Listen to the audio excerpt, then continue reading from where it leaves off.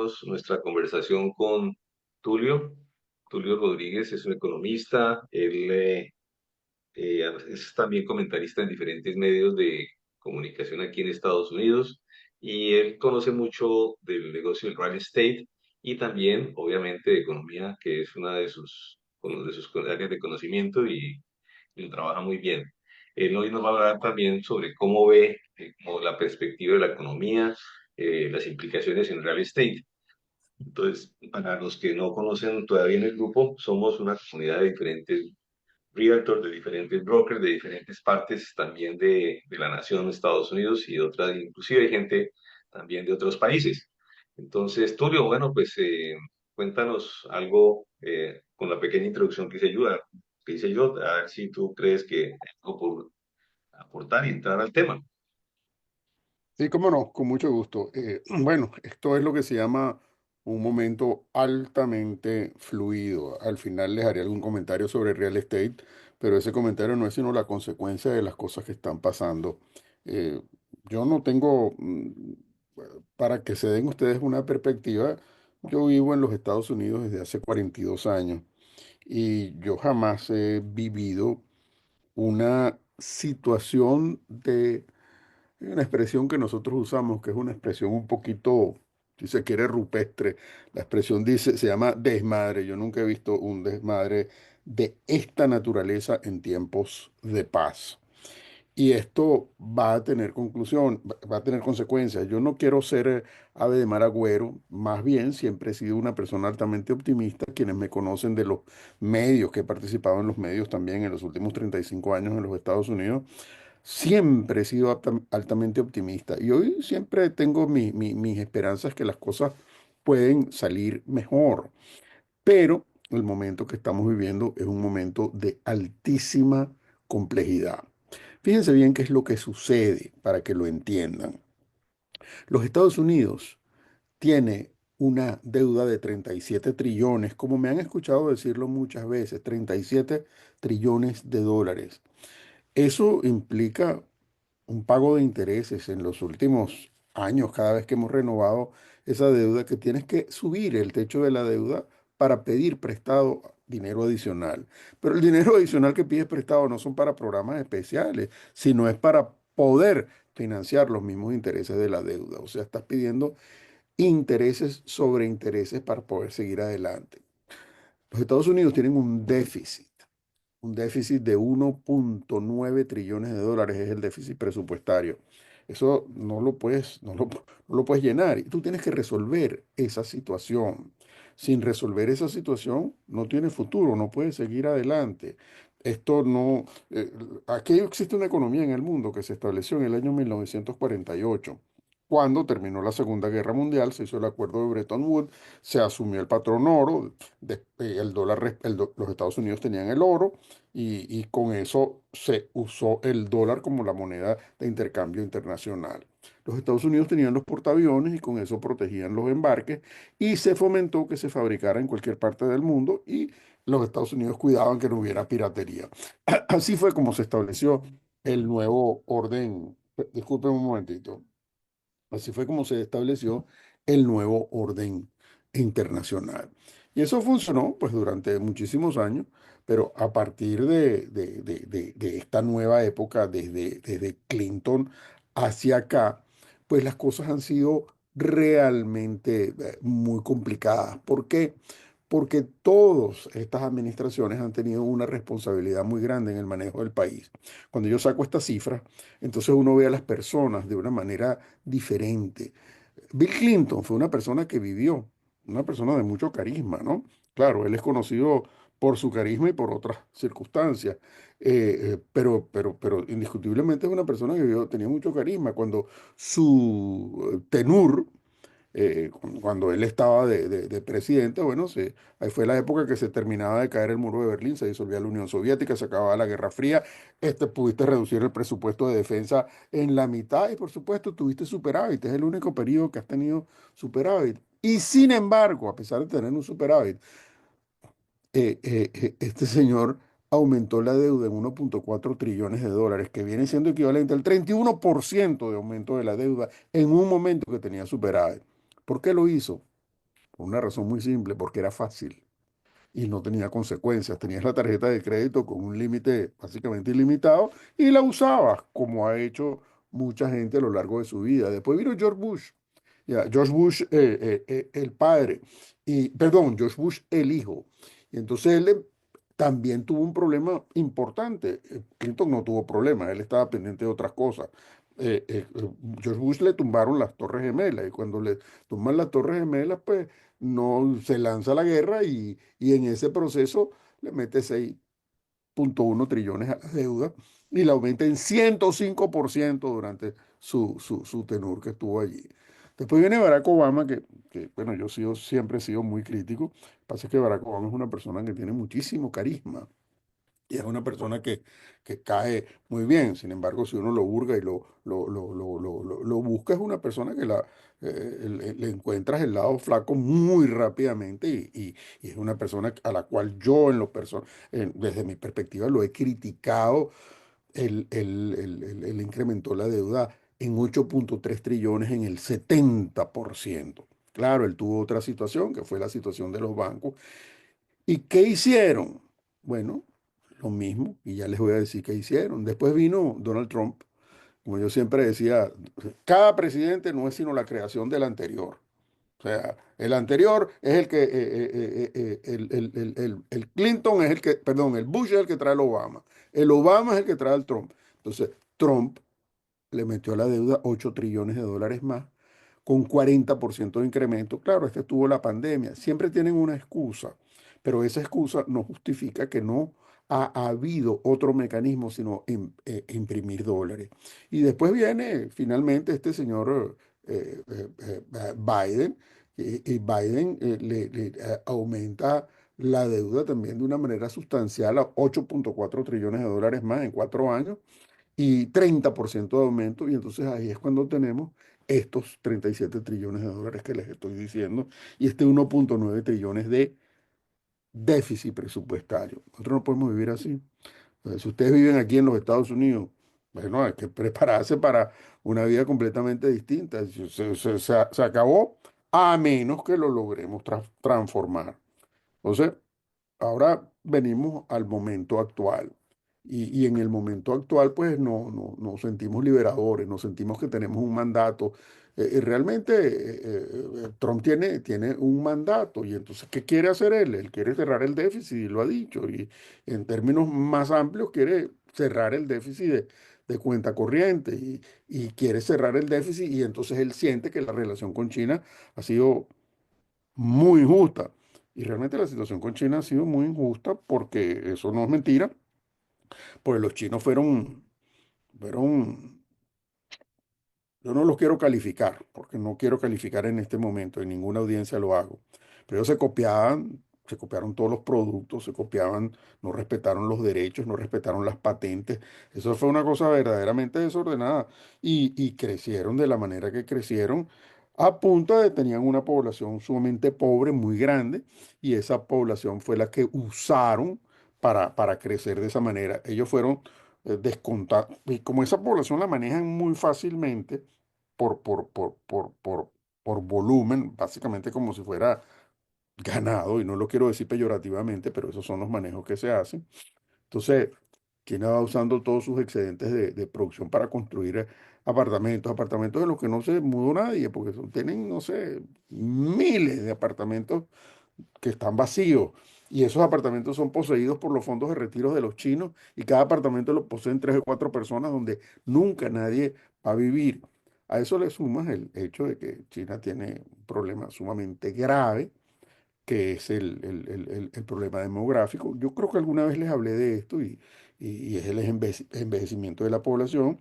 Y China, dicen los entendidos que en los próximos 10 a 15 años pierde la mitad de la población. O sea que ellos no van a estar allí como tal para ver el desenlace de estos problemas porque ellos desaparecen como potencia, porque desaparecen como país. Ellos tienen esa situación. Entonces, las consecuencias de todo esto son previsibles como muy, muy, muy complicadas. En los Estados Unidos nosotros seguimos hablando del capitalismo, pero hablar del capitalismo cuando el país emblema del capitalismo, que son los Estados Unidos, tiene un tercio de la deuda mundial a sus espaldas, esto no se puede hablar de capitalismo donde no se produce capital, donde lo que se produce es deuda. Entonces, esto no tiene mucho sentido. Y aquí es donde uno trata de explicar por qué es que este gobierno sale con las medidas que sale, porque esto tiene unas explicaciones. Y la realidad es que el único capitalismo que hay en el mundo existe en el sudeste asiático, es en el único sitio donde hay verdadero capitalismo como se entiende. Y esto va a tener conclusiones. Si tú ves aquí la deuda total de los Estados Unidos, si tú sumas la deuda de 37 trillones contra toda la demás deuda, de deuda privada, deuda de la gente, deuda de tarjetas de crédito, deuda de los bancos, entonces tú estás en el orden del 300% del Producto Nacional Bruto. Pero si te vas a Europa, y ese es parte del problema, porque el problema es mundial, si te vas a Europa, Europa es un continente donde vas a estar entre 500 y 700% del Producto Nacional Bruto de Europa en cuanto a la deuda. Y en definitiva tienes que ver un problema que Europa no crece desde hace 15 años porque tiene cantidad de regulaciones y por otro lado también tiene un problema poblacional porque ahí la gente no, los países no crecen, la población no crece, la gente no quiere tener hijos, quieren tener 3 meses de vacaciones, 2 meses de vacaciones y esto cambia de alguna manera las estructuras de los países. Esto es un poco lo que viene sucediendo. Entonces, ahora estamos con esta situación. Cuando Trump hace sus primeros anuncios, que estos primeros 3 meses han sido una declaración continua de situaciones, entonces la semana pasada, la semana antepasada, están en los jardines de la Casa Blanca y hacen una cosa que yo en lo particular he sido siempre crítico, que es lo que se llama administración por micrófono. Las administraciones por micrófono no son buenas. Yo les estoy explicando los números y les estoy diciendo que hay que hacer algo porque es imposible seguir, imposible seguir. Y esto es creado, como les expliqué, administración por administración, fueron los que crearon esta situación. Y todos son responsables. El que diga, no, si aquí estuviéramos a este presidente o al otro presidente, no, no, no. Todos estos desde Clinton para acá fueron unos absolutamente responsables de la forma como se contrajo la deuda. Entonces, los aranceles establecidos de esta manera a lo mejor no son la manera más correcta y a lo mejor es una manera que puede tener tanto conflicto que es dañino. ¿Por qué? Bueno, nosotros tenemos en estos momentos una cantidad de países, hay países europeos, hay países asiáticos, hay, que están ya tratando de buscar un acuerdo, porque si no tienes un acuerdo, pues estás fastidiado en tu propio país. Pero los chinos ya dijeron que es 84% más de aumento de aranceles y lo dijeron esta mañana. Entonces, toda la relación con China básicamente está totalmente fracturada. Antes de seguir adelante, déjenme decirle que nosotros vivimos un poquito o en una parte, no en todo, pero en una parte, nosotros les vendemos mercancía a los chinos, eso se descuenta, los chinos compran la deuda americana, esa deuda también la descuentan y la convierten en productos de alguna manera. Y es una de las formas de financiamiento que hemos obtenido. Todas esas cosas se van a detener, sobre todo con esta política de micrófono. Y muchas de las cosas que se han dicho en la historia, en los aspectos técnicos, no son ciertos lo que está diciendo el presidente. El presidente dice que las tarifas recíprocas se justifican porque las barreras a los otros países que le ponen a los productos americanos y por eso se hace. Pero actualmente los Estados Unidos importan mucho más bien lo que exportan, especialmente de países como China y Vietnam. Entonces tener tarifas recíprocas cuando tú estás importando mucho más de lo que exporta el otro lado es muy difícil. Y forzar a los otros es complicado y déjenme explicárselo porque para contrarrestar esto se establece una fórmula y la fórmula que quieren es la siguiente.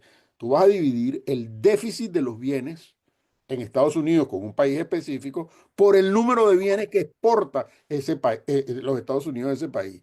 Divídelo entre dos y eso te da la tarifa. Entonces ustedes vieron que habían unas tablas que tenían una columna amarilla, ahí en la Casa Blanca, y unas que tenían una columna blanca.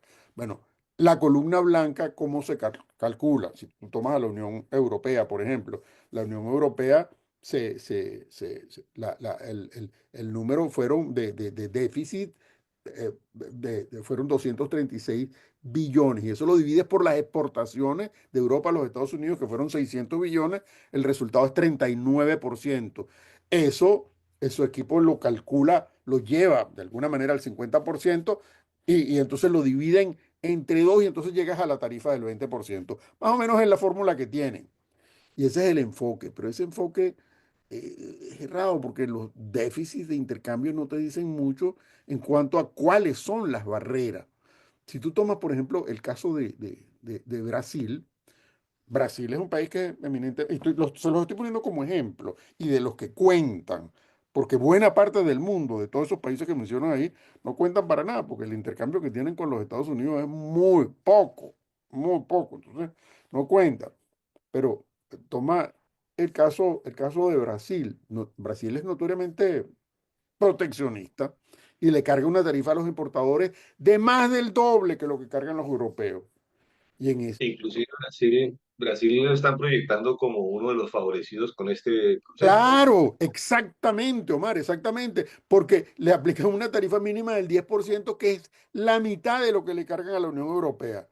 Mire, los déficits comerciales no se miden de esa manera. Entonces aquí está creando una ficción. Mira, Trump le coloca una tarifa recíproca, y este es el ejemplo típico a Botsuana. Botsuana, la tarifa es del 37%, y estos compran cuatro veces más que lo que venden. Pero lo que los Estados Unidos compra de Botsuana, ¿qué son? Le compra diamantes. Y no podemos decirle a Botsuana que tiene que comprar la misma cantidad de Estados Unidos, porque ellos lo que tienen son sus diamantes. Y eso es lo mismo que ir a la joyería y te compras un anillo de compromiso y entonces le dices al joyero que él también te tiene que comprar algo a ti para estar iguales. No, no, eso no funciona así. El efecto de estas tarifas es que se van a incrementar los precios de todo, de todo lo que se importa, de la comida, de los teléfonos. En el largo plazo, el intercambio lo que significa es que la economía va a estar menos especializada y tendrá que duplicarse de lo que se hace en el extranjero, y esto va a pegarle a la productividad y habrá competencia en las importaciones, y el resultado va a ser un impacto para los Estados Unidos, y vamos a tener menos opciones y menos mercancía. No obstante, Trump está convencido que el intercambio global toma ventaja de los Estados Unidos, cosa que yo tiendo a coincidir. Y los Estados Unidos es una víctima. Ahí es donde no me gusta calificarme de víctima. Pero la realidad es que los Estados Unidos es el país más poderoso y más rico del mundo. Y esta tarifa va a rebotar y también va a afectar a todos por igual. Este mensaje, hasta aquí lo dejo, tiene un carácter obviamente pesimista, pero, pero eh, eh, igual las cosas pueden salir bien. El momento es de muy alerta porque las circunstancias son sumamente difíciles. Sumamente difíciles, y hay que estar alerta. Eh, ¿Qué va a pasar con el real estate internamente dentro de los Estados Unidos? Bueno, no lo sé, pero en esta medida, pues la única fuente de financiamiento para nuevos desarrollos será el gobierno. Los particulares se van a abstener, las tasas de interés no tienden a regresar en todas estas circunstancias, entonces más bien pudieran tender a aumentar, aunque también pueden regresar porque el país, el presidente le está poniendo una presión sumamente grande a la Reserva Federal, de manera que reduzca la tasa de interés. Entonces, no sabes exactamente, estamos atacando las reglas de mercado, y, y, y comenzamos a vivir como si este no fuera el país del libre mercado. Ya le dije, ya les comenté. Sí, aquí hay una gran ventaja como economía, pero nosotros no somos los que tenemos el capital lo tenemos porque seguimos teniendo el dólar, y cada vez que necesitamos un dólar lo imprimimos y no pasaba nada, pero ese no parece que va a seguir siendo el caso, y las circunstancias son difíciles. ¿Podemos salir de esta? Sí, sí podemos salir, sí, sí, sí. Fíjate que aquí todo esto empezó con México y Canadá y de México y Canadá no se habla. ¿Por qué? Porque hay unos tratados de libre comercio que están allí. ¿Y quién creó México? Bueno, los Estados Unidos, todas esas fábricas que están ahí en la frontera y en todos esos estados fronterizos son americanas, mexicanas. Y lo mismo pasa exactamente con Canadá, todo eso es americano. Entonces, por eso es que Trump dice, vamos a asimilar a Canadá, vamos a comprar Groenlandia, y él se siente así porque eso ha sido de esa manera, pero todo esto hiere susceptibilidades y no hay una claridad. Yo simplemente les he enunciado el problema y les pido que no me pregunten cuál es la solución porque no la sé. Esto es un momento muy, muy, Muy incierto. muy incierto y muy difícil. Realmente tu mensaje, y vuelvo al principio de lo que tú decías, y hay un famoso dicho que dice, el pesimista se queja del viento, el optimista espera que cambie y el realista ajusta las velas. Entonces nos toca este proceso de ir ajustando y preparados para lo que viene. Probablemente los precios de todo se van a subir porque el hecho de que en las fábricas en el exterior bajen los precios para poder traerlo aquí, no quiere decir que a nosotros no se nos vaya a subir o por los componentes, o por el producto terminado final, o por los componentes para producto terminado. Eso por un lado. Por otro lado, sí es cierto que Estados Unidos estaba en déficit, un déficit muy grande porque gastaba más de lo que le entraba. Indudablemente, claro, la inversión extranjera ha sido muy fuerte también. Este país vive mucho de la inversión extranjera, inclusive por eso también eh, la idea de la Golden Visa, ¿no? Que yo no sé hasta dónde, cuántos irán a comprar esa famosa. Bueno, con estos niveles fíjate bien, yo te escucho con atención, pero lo que pasa es que estamos hablando de otras cosas. Mira, de otras cosas, mm, estamos hablando de eso, pero eso te lleva a hablar de otras cosas. Eh, la democracia, que es algo que todos creemos, pues la democracia es reciente, las democracias activas en el mundo son desde finales de 1800 para acá. La democracia se basa en la confianza y las dictaduras se basan en el terror. Si tú acabas la confianza, derribas todas las barreras de la confianza en la medida que atacas a las instituciones, que atacas a la gente, pues lo único que te queda es el miedo y la dictadura. Y la mayoría de la información que recibimos es absurda o no es realidad. Ahora tenemos todas estas cosas que vienen creadas por inteligencia artificial y tú no sabes lo que te están diciendo que es verdad, que es mentira. Y entonces eso realmente es un problema. Eh, y esa es la parte que a mí realmente me preocupa. ¿Cuál es la salida potencial? Bueno, la salida potencial, yo no veo una salida colectiva potencial, sobre todo cuando yo veo a los chinos quemando las naves como están. La salida potencial es que Europa haga un arreglo con los Estados Unidos, lo cual es factible. La salida potencial es que Japón haga un arreglo con los Estados Unidos, lo cual es factible. La salida potencial es que Vietnam haga un arreglo con los Estados Unidos, lo cual es factible, y muchas cosas que se estaban en China se comienzan a hacer en Vietnam. La salida potencial es que la India, que también es otro les estoy hablando de los países donde estamos desmontando todo el gigante chino y poniéndolo en otros países, que Vietnam también tenga un acuerdo y la India tenga un acuerdo. Esas son las salidas potenciales, pero eso toma tiempo. Cuando decimos vamos a traer las fábricas de regreso a los Estados Unidos, tú no puedes traer fábricas de confección. Estás hablando de traer la- las fábricas de acero, de industria pesada, todas esas cosas de regreso, porque tienes aquí recursos para hacer todo eso. Pero eso toma tiempo, eso no es de inmediato.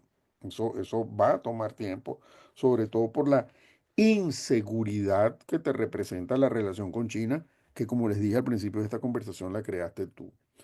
Yo con esto lo único que quiero decirles es que estén muy atentos porque lo que era ayer no es hoy y lo que es hoy no va a ser mañana.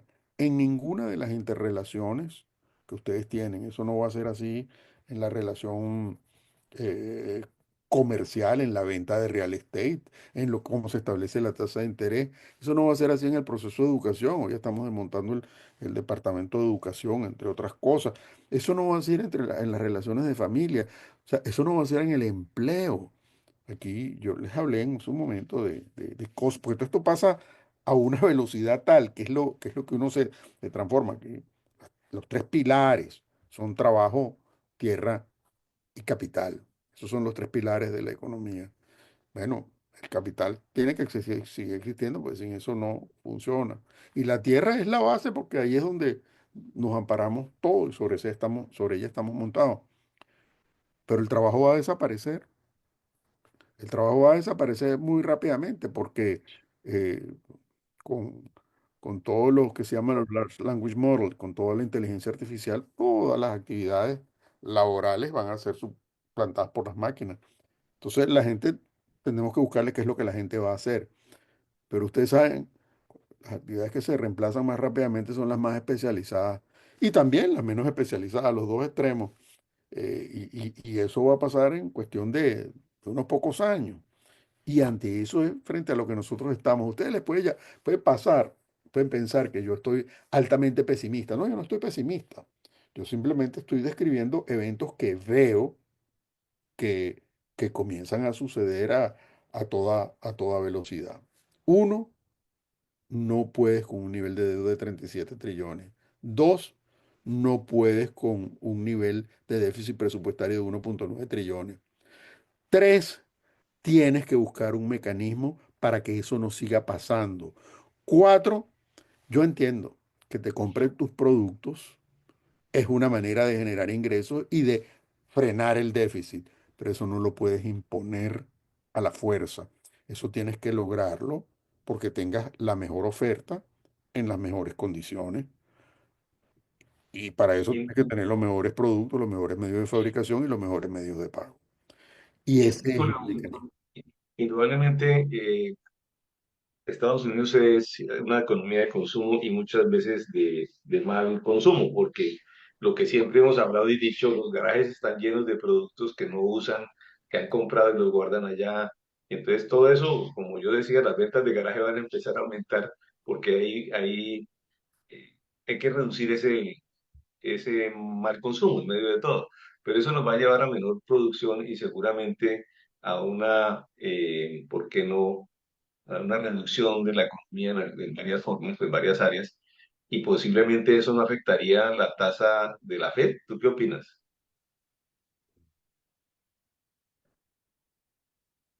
Hay una cosa que se llama la separación de poderes.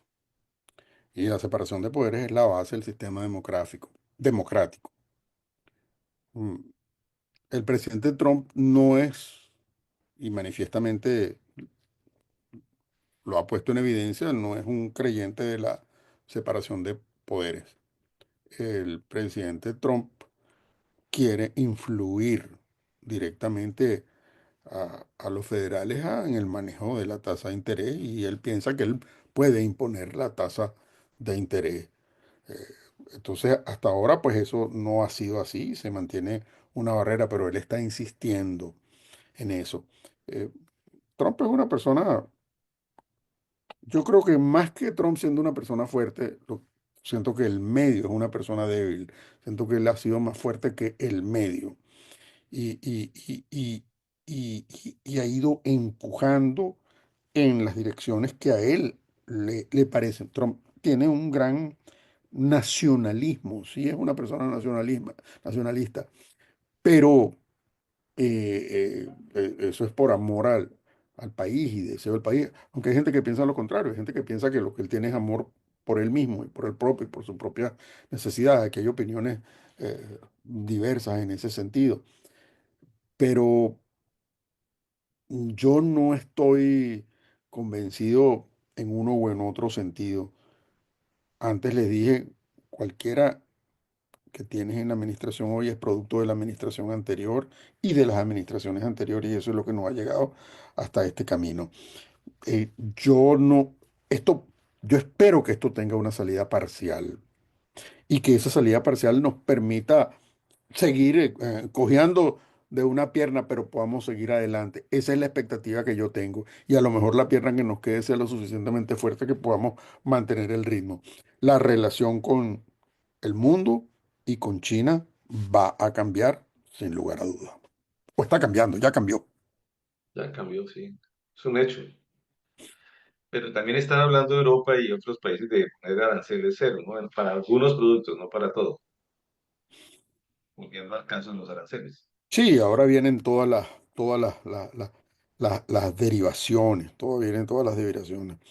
Esto se van a generar muchas cicatrices. Hay que ver cuál es el tiempo en que esas cicatrices se vuelven mira, había un orden establecido. Ese orden establecido, como les dije hace un ratito, viene de la Segunda Guerra. Ese orden establecido viene de Bretton Woods. Eso es lo que está terminando. Está terminando. ¿Por qué? Bueno, así como se acabó después de la Segunda Guerra, necesitabas el patrón oro y después el patrón dólar y necesitabas los Estados Unidos con sus fuerzas para que establecieran el orden. Ahora no tienes la misma solvencia. Les acabo de decir cuál es la deuda de Europa, pero no tienes esa misma.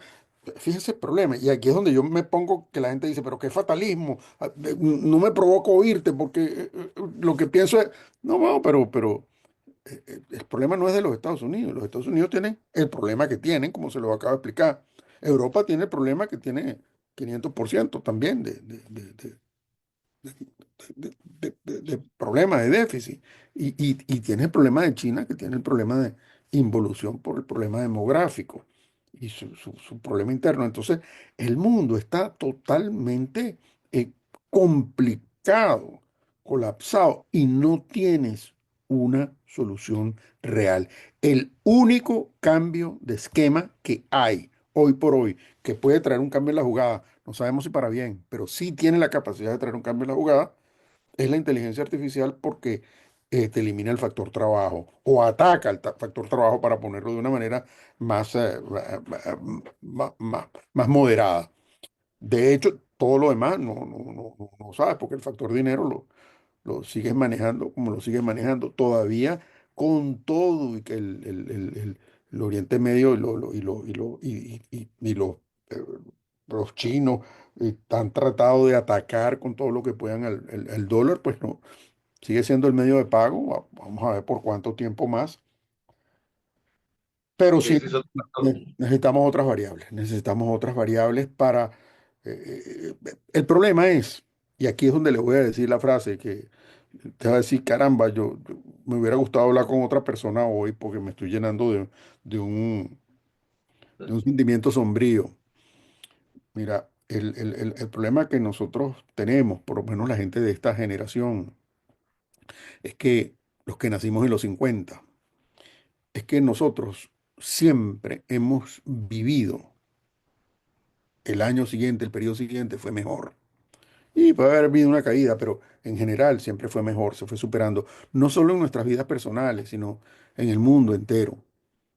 Todo se fue mejorando, incluso con las guerras, con toda la situación.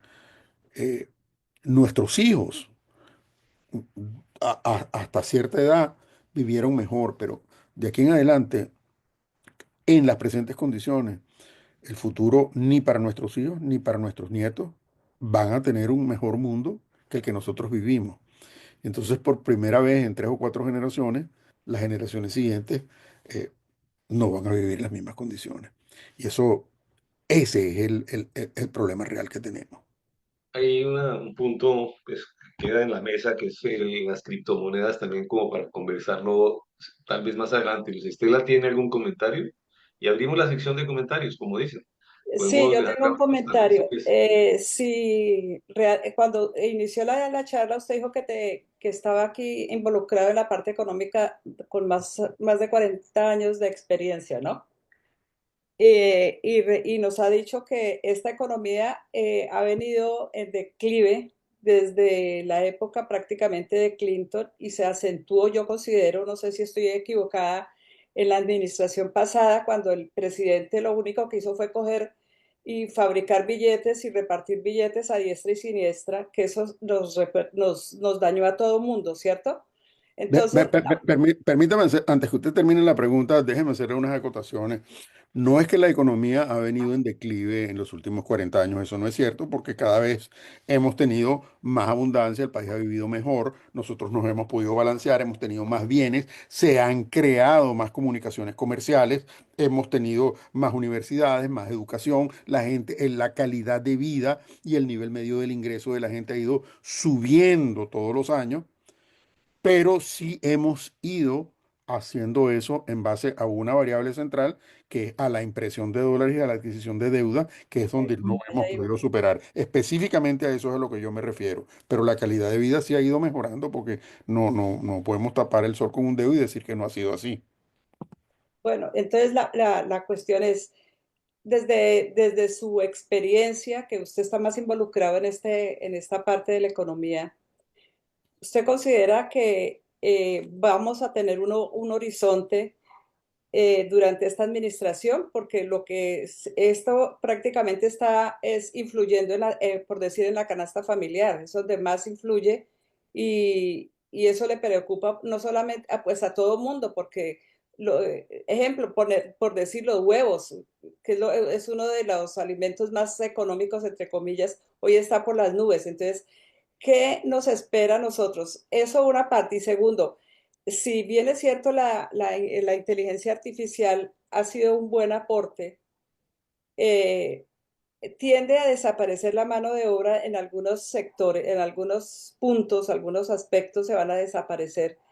¿Qué usted tiene conocimiento? ¿Qué se piensa hacer para, para reemplazarle el trabajo, el conocimiento, el estudio a las personas? Eh, Luz Estela me está pidiendo que juegue a Dios para dar esas respuestas porque realmente es Tampoco.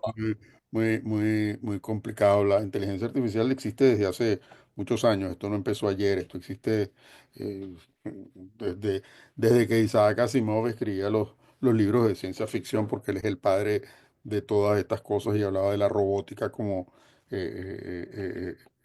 la decantación del futuro. No, yo no le puedo decir eso porque sería atribuirme cosas que no están dentro de mi umbral de conocimiento. Yo sí creo como les he dicho, que nosotros vamos a ir a a un deterioro progresivo de las canastas familiares.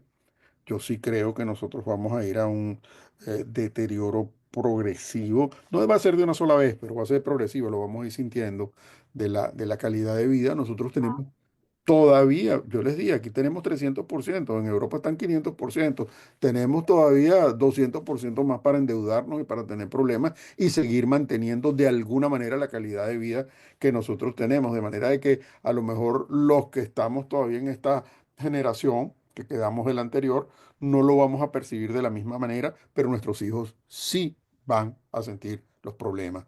Yo no sé si el concepto del dinero se va a manejar de la misma manera hasta que nosotros estemos aquí o habrá cambiado. Sin duda, el concepto del trabajo va a ir cambiando aceleradamente en todas las actividades. Yo les contaba alguna vez, yo les contaba alguna vez, cuando tú tienes un robot que está haciendo una de las operaciones más especializadas que hay, que es una operación de corazón abierto. Y ese robot está haciendo la operación de corazón abierto y le saca el corazón a la persona y le pone las arterias, le hace todos los bypass y todas las cosas. Y entonces lo empieza a coser a la persona, pues ya está lista. Y lo tenía primero conectado a un corazón artificial para que le pasara la sangre, que es como se hace la operación esa. Y de repente el paciente tiene hace un episodio y se le bajan las pulsaciones. El robot inmediatamente está conectado a todo el banco de datos de todas las operaciones de ese género que ha habido y a todas las reacciones del mismo tipo que ha habido. Y en nanosegundos recibe la instrucción de lo que tiene que hacer. En una de las operaciones más especializadas que hay, la inteligencia artificial, la robótica, tienen capacidad de sustituir a una de las profesiones más especializadas que hay. Imagínense si eso es allí, ¿Cómo no va a ser en una línea de montaje donde están armando chocolates o están haciendo las partes de un automóvil, donde todo eso lo pueden hacer robots de una manera muchísimo más sencilla? Para la construcción de un edificio, con las inyectadoras de plástica de gran magnitud, pueden construir los edificios con un mínimo de obreros. Claro, todas esas cosas requieren tiempo. Las inyectadoras de plástico pueden imprimir calzados. Entonces vas a tener la fábrica en la misma calle donde vives. Entonces no tienes que comprar todos los números de calzado, sino simplemente recibir el pedido y ahí lo imprimes en ese momento y lo despachas. Y entonces eso va a tener unas ventajas de capital. ¿Qué vas a hacer con las ventajas de capital? Bueno, darle uso al tiempo de la gente. ¿Cuál va a ser? No lo sé, no, no quiero jactarme de saberlo, porque entonces estaría leyéndoles un suplemento de ciencia ficción. Julio, una pregunta. ¿Podemos decir que estamos en una desaceleración de la economía y, En, y nos va a afectar, no sé cuánto en el real estate, cuánto nos va a afectar? En este momento sí estamos en un proceso de desaceleración de la economía. Nosotros, hasta que, desde el punto de real estate, hasta que la tasa de interés no tenga una dirección definitiva, que la tasa de interés va a bajar, que la oferta monetaria cambie, nosotros no podemos pensar que el real estate tiene una recuperación permanente. Tenemos que pasar por ese proceso. En el corto plazo está basado en dos cosas: si la tasa de interés cambia, la oferta monetaria cambia. Si la oferta monetaria cambia, tienes más oferta para la construcción. Si la construcción aumenta, entonces tienes más oferta de cosas, de casas, de inmuebles que ofrecer. Si tienes más oferta de casas, de inmuebles que ofrecer, los precios tienden a estabilizarse. Cuando las tasas de interés no te dejan, no hay oferta monetaria. Si no hay oferta monetaria, no tienes nuevas construcciones. Entonces las construcciones viejas se encarecen o la gente no se quiere deshacer de ellas. Si se produce un proceso de estancamiento, entonces ¿cómo reacciona la economía? No lo sé. Pero el real estate, eh, mm, por los momentos actuales, eh, tiene que sentarse en el asiento de atrás. El real estate fue muy protagonizador de las actividades hasta este momento. Aquí la oferta monetaria se canalizaba en los Estados Unidos mucho a través del real estate. En estos momentos no puede hacerse a través del real estate, en este momento específico. Entonces ahí el real estate tiene que sentarse en el asiento de atrás y esperar a ver cuáles van a ser las políticas. La gente es cauta, la gente tiene, tiene miedo. Siempre hay quien está comprando una casa, porque siempre eso lo hay, siempre está ahí quien está vendiendo una casa, pero la gente piensa y dice, este es el mejor momento de yo vender la casa, que tengo que venderla porque ya mis hijos se fueron y ya me llegó el momento y la casa es muy grande y me tengo que ir. Y entonces la gente te pregunta, ¿este es el momento? Bueno, yo no vendería ninguna casa en este momento. ¿Por qué? Porque hay escasez de vivienda y si hay escasez, la única oferta, la única ley económica la que yo creo a ciencia cierta es la ley de la oferta y la demanda. O sea, hay escasez, los precios debieran subir. Entonces, si suben, mejor la vendo un poquito más tarde.